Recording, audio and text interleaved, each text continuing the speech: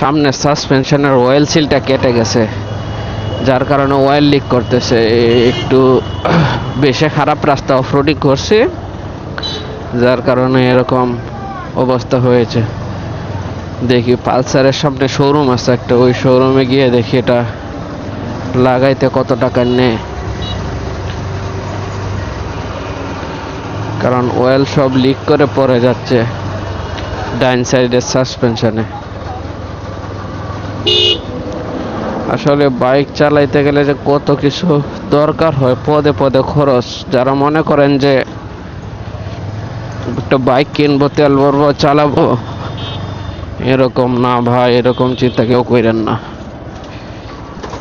দেখবেন যে একটা না একটা সমস্যা লাগবেই। আবার ড্রাইভিং লাইসেন্স, গাড়ির পেপারস, অনেক কিছু ভাই। মোবিল চেঞ্জ করা লাগে প্রত্যেক 2-3 মাস পর পর একবার।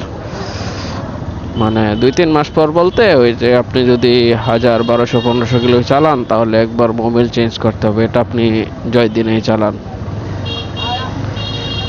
তাই মূলত এরকম না যে গাড়ি কিনবো আর চালাবো, এটা চিন্তা করার কোনো অবকাশ নেই। আচ্ছা দেখি, এটা হচ্ছে বাজাজের শোরুম, গিয়ে দেখি কি হয়।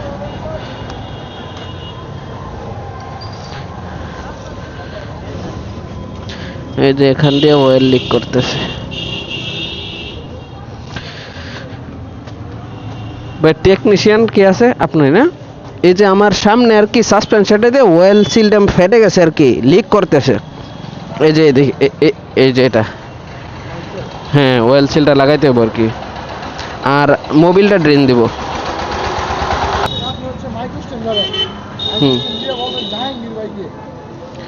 মাইক্রো স্ট্যান্ড বলতে বাস স্ট্যান্ড? হ্যাঁ হ্যাঁ হ্যাঁ হ্যাঁ হ্যাঁ হ্যাঁ,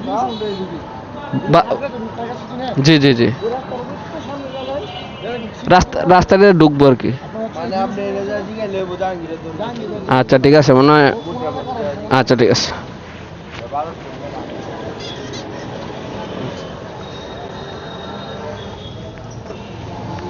বলল নেত্রকোনা মাইক্রো স্ট্যান্ডের পাশে, এটাই তো মাইক্রো স্ট্যান্ড, সুজুকি শোরুম।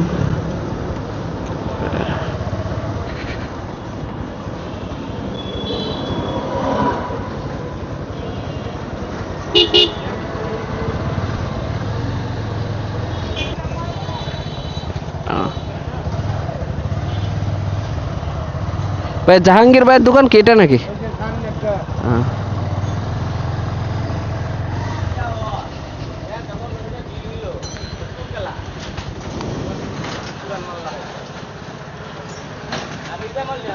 ও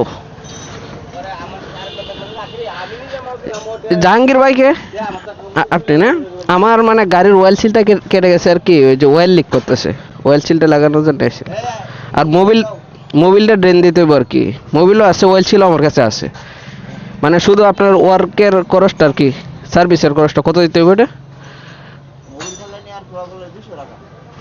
আচ্ছা ঠিক আছে, এই যে অয়েল সিলটা আর কি, বুঝছেন? আচ্ছা ঠিক। আপনার কথা বলে দিয়েছে মূলত আমার শোরুম থেকে।